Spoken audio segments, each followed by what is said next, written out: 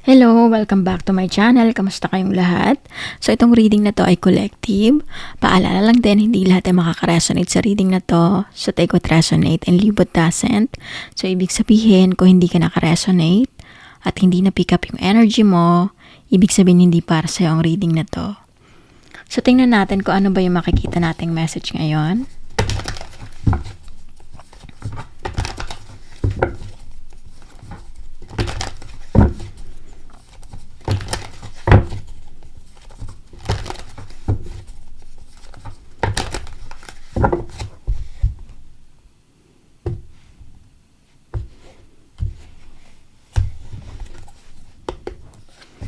Eight of Pentacles, Page of Swords, the Fool, Five of Swords, Five of Pentacles. Sa nakikita ko dito, possible na nagkaroon ka na ng clarity ngayon dito sa situation mo. Sa nakikita ko, gusto mo nang mag-focus sa sarili mo ngayon, dito sa present situation mo. Sinasabi rin dito na sobrang nasaktan ka sa nangyari sa'yo in the past or maybe sa current situation mo ngayon na iniwan ka ng taong to sa ere, maaring ginost ka, pinagpalit ka sa iba. So nakikita ko dito, hindi mo alam kung bakit nagawa ng taong to sa'yo to. Dahil sobrang minahal mo, ibinigay mo lahat-lahat dito sa taong to. Kaso, iniwan ka na lang na walang eksplanasyon, hindi man lang niya sinabi sa'yo na eto na pala yung decision niya. Kumbaga, bigla mo na lang nalaman na itong taong to meron ng iba or kumbaga, bigla niya na lang sinabi na tapos na, ayaw niya na. So, ito yung nakikita ko na nahihirapan ka pero pinipilit mo na maging okay. Ito yung nakikita ko na pinaninindigan mo tong decision mo na hindi mo nahahayaan pa na paulit-ulit kang masaktan dito sa ginawa ng person mo. Eight of Swords, nakikita ko rin dito. Iniisip mo kung bakit hindi mo nakita tong mga red flag dito sa relationship nyo. Sa nakikita ko, sobrang minahal mo yung taong to dahil umikot yung mundo mo sa kanya. Ito yung nakikita ko na hanggang ngayon mayroon pa rin kayong connection. Nandun pa rin yung nararamdaman mo para sa kanya. Kaso, sa nakikita ko dito, may mga time na pinipili mo na mag-walk away sa sitwasyon. Pero maaring nagparamdam yung taong to, ngayon bumabalik yung memories or yung feelings mo para sa kanya. Yung iba dito, maaari nagkaroon na kayo ng communication ng taong to. So, sa nakikita ko, naguguluhan ka ngayon kasi hindi mo alam kung ano ba yung tamang decision. Dahil meron ka na may mga plano ka na ngayon Kaso, hindi mo alam kung magte-take a risk ka dito sa future mo or dito sa taong to. Kumbaga, naguguluhan ka sa situation mo ngayon. Ace of Cups, sa nakikita ko rin dito, nag-o-offer ito ng new beginning, new love. Kumbaga, gusto ng taong to na makipagbalikan sa'yo. Kaya sa nakikita ko dito, nakukonfuse ka kasi hindi mo alam kung totoo yung intention ng taong to Dahil yung iniwanan ka ng taong to, sobra kang nasaktan, maaring ilang araw or buwan na hindi ka nakakatulog, kakaisip sa taong to. Then, suddenly, bigla na lang siyang magpaparamdam at sasabihin na mahal ka pa niya, hindi ka niya makalimutan. So, ito yung nakikita ko dito na marami kang tanong sa sarili mo ngayon na gusto mong masagot, gusto mong magkaroon ng clarity.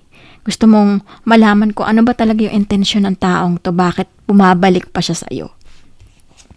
The Tower, sa nakikita ko dito, maaring hindi nag-work itong relationship na pinasukan ng person mo. So, ito yung nakikita ko na parang bumalik siya. Kumbaga, backup plan ka or option lang. Ito yung nakikita ko na hindi pa rin totoo yung intensyon ng taong to dahil hindi niya pa rin magawang magbago. Ito yung nakikita ko na iniisip lang ng taong to na nasasaktan siya ngayon. So gusto ng taong to na maibsan yung sakit. Kaya nandyan na naman siya sa iyo. The Magician, sa nakikita ko dito, pwede mong piliin kung ano yung makakabuti para sa iyo ngayon. Dahil sa nakikita ko, alam mo na kung ano yung tamang decision na gagawin mo. Isipin mo yung time na nalugmo ka na sobra. Huwag ka magpadalos-dalos sa decision mo. Dahil sa nakikita ko, may iba dito na gusto nyo pa rin i-work out yung relationship nyo dahil may pagmamahal pa kayo sa mga taong to. Kaso, itong taong to, kaya to bumabalik dahil nasasaktan siya eh. So, hindi niya sigurado pa itong nararamdaman niya para sa iyo. So, ito yung nakikita ko na wag mong hayaan na makulong ka ulit sa sitwasyon na paulit-ulit kang sinasaktan ng taong to or pinapaasa dahil sa nakikita ko, hindi lang isang beses ginawa ng taong to sa iyo yung pagloloko o pagsisinungaling. Maraming beses na manipulate ka ng taong to or kinontrol ka sa relationship nyo. 3 of Wands, nakikita ko rin dito. Sa tingin ko, magdedesisyon ka na rin na mag-walk away dito sa situation mo. Kasi babalansahin mo to at iisipin mong mabuti kung ano ba talaga yung tama, kung pipiliin mo na ba itong makakabuti para sa'yo. Kasi sa nakikita ko, ang dami nang dumating sa'yo na opportunity. So, hindi mo na hahayaan pa na mawala ito. Kumbaga, itong taong to, dahil sa nagkaroon ng karma dito, kaya lang to bumabalik sa'yo or nare-realize niya yung worth mo. Pero yung iba dito, kung may mga kadiling kayong air sign, earth sign, or water, sa nakikita ko, bumabalik yung taong to para lang ikulong na naman kayo sa isang sitwasyon na paasahin lang kayo paulit-ulit. The Devil, sa nakikita ko, di pa rin to magbabago eh. Andun pa rin. Kumbaga, kapag naging okay na yung taong to, naka-recover na siya, nakuha niya na yung gusto niya, mayroong nangyari sa inyo, or tinulungan mo na naman siya kung ano man yung gusto ng taong to, gusto lang niya maka-benefits eh. Ito yung nakikita ko. And after nito, lalalim na naman yung connection mo dito sa taong to at mahihirapan ka na naman makapag-move forward. So, ito yung nakikita ko na ito ay karmic relationship na hindi matapos-tapos yung connection nyo. So, nasa sayo yung decision kung hahayaan mo na paulit-ulit kang masaktan dito sa sitwasyon na to. Kasi itong taong to hindi pa rin magbabago. Ginagawa ka lang niyang backup plan or option dito sa sitwasyon dahil hindi pa ready yung taong to sa isang commitment dahil paulit-ulit niyang ginagawa itong pagloloko. Ito yung nakikita ko na hindi pa rin natuto yung taong to sa nangyari sa sitwasyon niya. So, kung ano yung naramdaman mo before na iniwan ka sa ere, niloko ka or pinagpalit sa third party, yun kasi naranasan ng person mo eh. So ngayon, sa nakikita ko dito, kaya hindi ka binigyan ng closure ng taong to para meron pa rin siyang reason para balikan ka. Ito yung dahilan kung bakit. So tingnan natin kung ano ba yung ma-advise sa'yo dito.